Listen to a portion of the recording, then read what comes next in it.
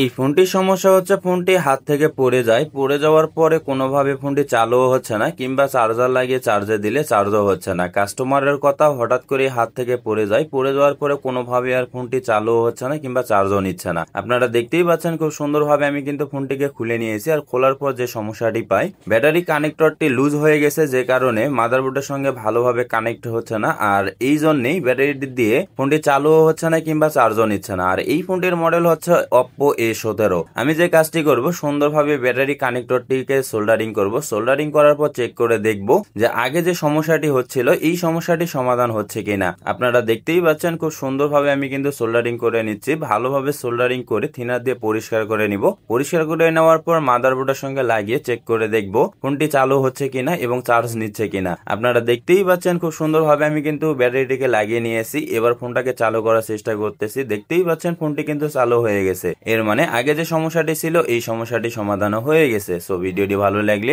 YouTube চ্যানেলটিকে subscribe করে ভিডিওটিকে শেয়ার করে দিবেন। ধন্যবাদ।